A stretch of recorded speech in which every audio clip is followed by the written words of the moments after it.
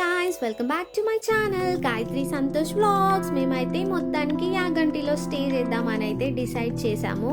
So early morning లేచి అయితే temple చూడడానికి అయితే వెళ్ళాము. ఏ వ్యూ చూడడానికి అయితే వచ్చామో ఆ వ్యూ అయితే మొత్తానికి చూసాము. చాలా అద్భుతంగా ఉంది. కొంచెం లేట్గా వచ్చాము అనిపించింది, అయినా ఏంటి వ్యూ అయితే చాలా చాలా ఎక్సలెంట్గా ఉంది. ఇంకా నేను లాస్ట్ టైం పోస్ట్ చేసిన మహానంది వీడియో అయితే ఎవరైతే చివరి వరకు చూసారో వాళ్ళందరికీ కూడా చాలా చాలా థ్యాంక్ యూ. ఇంకా మేము కుండలో అయితే కాసేపు టైం స్పెండ్ చేద్దామని అయితే వచ్చాము. కుండలో వాటర్ అయితే అంత చల్లగా అయితే ఏం లేవు, మంచిగా మనం స్నానం చేసే అంత చల్లగా ఉన్నాయి. ఇంకా నంది నోట్లోంచి వాటర్ వస్తున్నాయి కదా, అవి మాత్రం కొంచెం వేడిగా వస్తున్నాయి. సో కాసేపు అయితే అక్కడ స్నానాలు చేసేసి అయితే మేము మళ్ళీ రెడీ అయిపోయి టెంపుల్ దర్శనానికి అయితే వెళ్ళాము.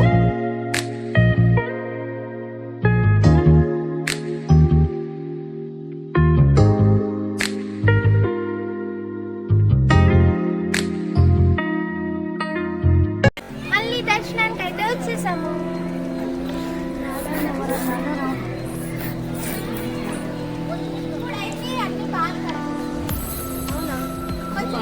స్నానం చేసుకుంటే అయితే చాలా టైం స్పెండ్ చేస్తాం.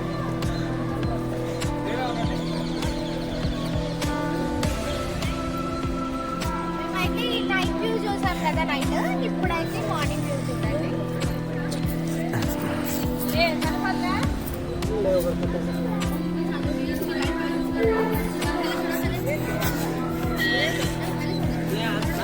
నైట్ అందం నైట్ ఇదే, మార్నింగ్ అందం మార్నింగ్ ఇదే. ఇప్పుడైతే మార్నింగ్ వ్యూ చూడండి, చాలా బాగా అనిపిస్తుంది.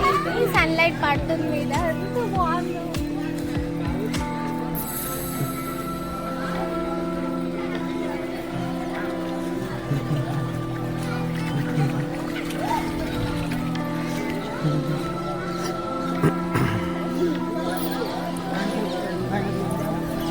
మేమైతే ఎప్పుడు ట్రిప్ ప్లాన్ చేసినా కూడా సడన్ గానే ప్లాన్ చేసుకుంటాము. మేమైతే అనుకోకుండా అట్లా ఊరికే ఉంటూనే వెళ్దామని డిసైడ్ అయిపోయాము. సో వచ్చేసాము. వచ్చినాక కూడా ప్లాన్స్ చేంజ్ చేసుకుంటూనే ఉంటాం అన్నమాట. ఇలానే వెళ్ళాలి ఇలా అని ఏమనుకోము.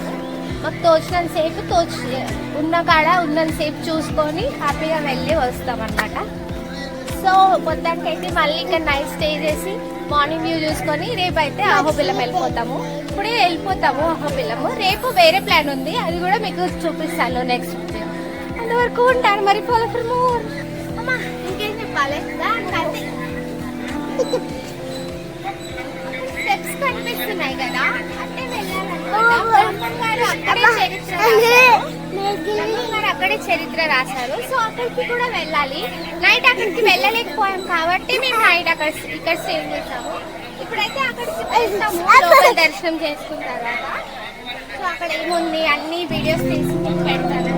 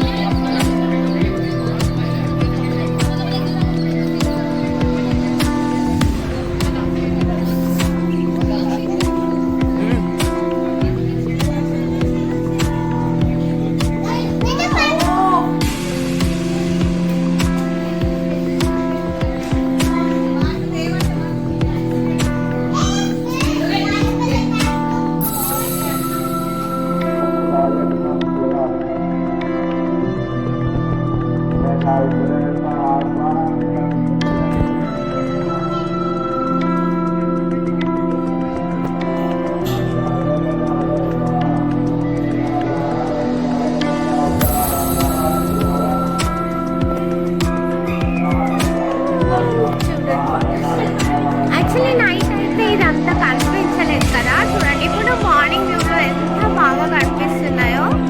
నేను చెప్పాను కదా కొండల మధ్యలో అని, అందుకే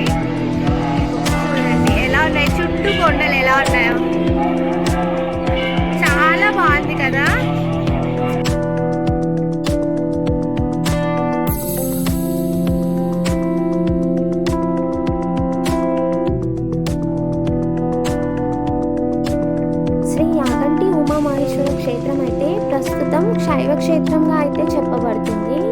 ఇంతకు మునుపు ఇదైతే వైష్ణవ క్షేత్రంగా ఉండేదన్నమాట. అంటే వెంకటేశ్వర స్వామికి పూజించే విధంగా అయితే ఇది నిర్మించారు. ఇక్కడ పెరిగే నంది ప్రసిద్ధి అన్నమాట. ఇక్కడ నంది పెరుగుతుంది. ఈ నందికి ప్రాణం ఉంటుందని అయితే గ్రంథాల్లో చెప్పబడుతుంది. ఇంకా ఈ నంది ఎప్పుడైతే లేస్తుందో, యాగంటి బసవన్న ఎప్పుడైతే లేస్తారో అప్పుడు మన కాలం ముగుస్తుంది అని అయితే చెప్తున్నారు. ఇంకా ఇక్కడ అగస్య గుహలు ఉంటాయి. ఇక్కడ ఉన్న కోనేరులో వాటర్ అయితే రోజు శివలింగానికి అయితే అభిషేకం చేస్తారు. ఇక్కడ ఉన్న కోనేరులో వాటర్ తోటి. ఇక్కడ అగస్త్య మహర్షి వందల సంవత్సరాల క్రితం శివుని కోసం తపస్సు చేశారు కాబట్టి ఇది శివాలయంగా చెప్పబడుతుంది. ఇక్కడ యాగంటి గుహలలో మన అగస్త్య మహర్షి గుహలు ఉన్నాయి. ఈ గుహలలో వెంకటేశ్వర స్వామికి పూజిస్తారనమాట. ఇక్కడ వెంకటేశ్వర స్వామికి పూజించేటప్పుడు అక్కడ పూజారులు వెంకటేశ్వర స్వామికి సంబంధించిన అక్కడ ఎలా వెంకటేశ్వర స్వామికి పూజలు ఎందుకు జరుగుతున్నాయి, ఆ గుహలకు సంబంధించిన రహస్యాలు, ఎంతోమంది ఋషులు మునులు తపస్సు చేసిన చరిత్ర అయితే మనకు చెప్తారనమాట. చాలా చక్కగా వివరిస్తారు అక్కడ పూజారులు. మనము లేచి నిల్చొని ఆ కథను వినాల్సి ఉంటుందన్నమాట. ఈ పుణ్యక్షేత్రం ఏంటంటే నేచర్కి, గుహలకి ప్రసిద్ధి అన్నమాట. ఇక్కడున్న కోనేరులో వాటరు నంది పెరుగుతుంది కదా, ఇది చాలా ప్రసిద్ధి. ఈ గుహలను చూడడానికి స్పెషల్గా రావాలి అనిపిస్తుంది అనమాట. ఎందుకంటే అవి కొన్ని వేల సంవత్సరాల క్రితం, అంటే ఇంకా మనకు తెలీదు అది ఎన్ని సంవత్సరాల క్రితమో అవి ఆ గుహలు ఏర్పడ్డాయో, ఆ గుహలు ఎలా ఏర్పడ్డాయో అక్కడ ఉన్న పూజారులు కూడా ఎక్స్ప్లెయిన్ చేస్తారనమాట. అవి ఒక నీటి ప్రవాహం వల్ల ఏర్పడిన గుహలు అనమాట. అవి తయారవడానికి కూడా ఎన్ని సంవత్సరాలు పట్టిందో కూడా అసలు అంచనా వేయలేము. అవన్నీ ఒక పెద్ద రహస్యాలుగా అనమాట. అందుకే ఈ యాగంటి పుణ్యక్షేత్రము ప్రకృతికి, రహస్యాలకి సంబంధించిన టెంపుల్ అనమాట.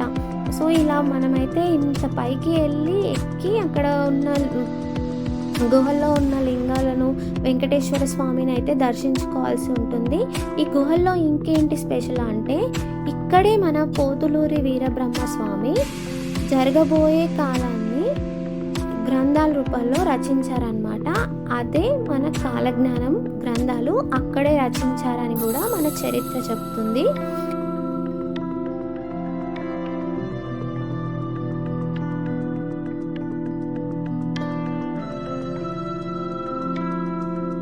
యాగంటి పుణ్యక్షేత్రం అయితే ప్రతి భారతీయుడు తప్పకుండా దర్శించుకోవాల్సిన టెంపుల్. ఇది ప్రకృతికి, గుహలకి, ఇంకా పెరుగుతున్న నంది, ఇలాంటి ఎన్నో రహస్యాలకు ప్రసిద్ధి ఈ టెంపుల్. ఇక్కడ అందాలను చూడడానికి ప్రతి వ్యక్తి రావాలి. ఈ రహస్యాలను తెలుసుకోవడానికి ప్రతి భారతీయుడు వచ్చి ఇక్కడైతే ఈ గుహలను చూసుకోవాలని అయితే నా ఓన్ అభిప్రాయం. మరి మీ అభిప్రాయం ఏంటో నాకు కామెంట్ బాక్స్లో చెప్పండి. అంటే నేను పర్సనల్గా ఏమనుకుంటానంటే, మనము భారతదేశంలో పుట్టి మన హిందూ సంప్రదాయాలకు సంబంధించిన ఎన్నో రహస్యాలను తెలుసుకోవాలంటే ఇలాంటి టెంపుల్స్ని ఎన్నో మన భారతదేశంలో ఉన్నాయి, అవన్నీ దర్శించుకోవాలని నా ఉద్దేశము. మనము ఫస్ట్ మన భారతదేశాన్ని తెలుసుకొని మన భారతదేశంలో ఉన్న టెంపుల్స్ని అన్నిటినీ కూడా దర్శించిన తర్వాత మనం విదేశీ యాత్రలు చేయాలని, విదేశాలలో ఉన్న టెంపుల్స్ చూడడానికి వెళ్ళాలని నా ఓన్ అభిప్రాయం.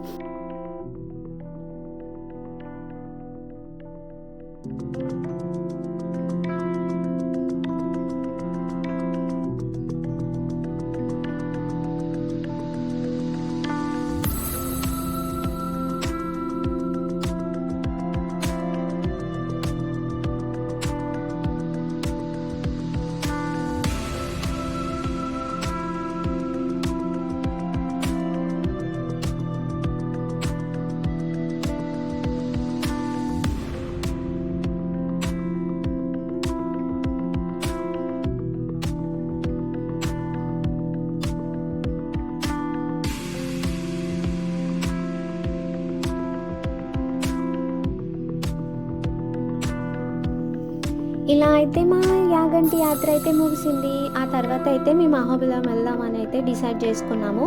మేము అహోబిలం వెళ్ళే దారిలో అయితే మనం యాగంటి నుంచి కొంచెం ముందుకెళ్తాం కదా, అక్కడే రైట్ సైడ్‌లో ఒక హైట్‌లో ఒక దారి వస్తుందనమాట. ఇది కొండ పైకి వెళ్తుంది.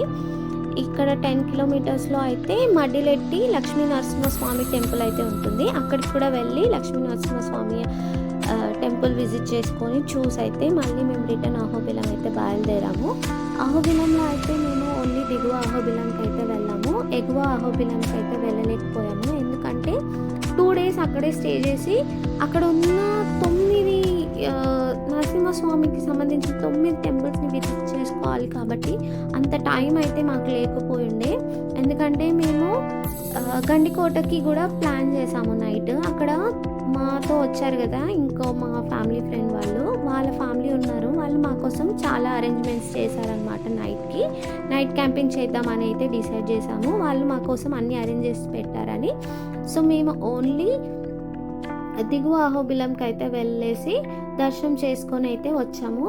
ఈ అహోబిలం టెంపుల్ని అయితే చాణక్య రాజులు, కాకతీయ రాజులు, విజయనగర రాజులు అయితే ఒకరు కాదు ముగ్గురు అందరు కలిసి నిర్మించారనమాట. అయితే ఈ దిగువ అహోబిలం ఏదైతే ఉంది కదా ఇప్పుడు మేము దర్శించుకున్నామో ఇదైతే చాణక్యులు నిర్మించారని నేను అనుకుంటున్నాను. ఎందుకంటే ఇది తమిళనాడు స్ట్రక్చర్లో ఉంటుంది టెంపుల్ మొత్తము. అంటే తమిళనాడులో టెంపుల్స్ ఎలా ఉంటాయో సేమ్ అలాగే ఉంటుంది. చాలా బాగుంటుంది టెంపుల్ అయితే. అసలు ఎంత బాగుంటుందో కొంతసేపు అయితే నేను అలాగే ఉండిపోయాను ఆ టెంపుల్ని చూసుకుంటూ. చాలా బాగా అనిపిస్తుంది. సో మీరు కనుక అహోబిలం వెళ్తే ఖచ్చితంగా 2 రోజులు ఉండి మొత్తం చూసుకొని రండి. ఇంకా మేమైతే అలా మొత్తం వీడియో తీసుకొని సరౌండింగ్స్లో కాసేపు చూసి మొత్తం దర్శనం చేసుకొని అయితే అహోబిలం నుంచి గండికోట అయితే బయలుదేరాము. సో గండికోటలో మేము ఏం చేసాము, ఎక్కడ క్యాంపింగ్ చేసాము, ఎలా ఎంజాయ్ చేసాము అనేసి అయితే నెక్స్ట్ వీడియోలో మీకు చెప్తాను. అంతవరకు ఉంటాను. Subscribe for more.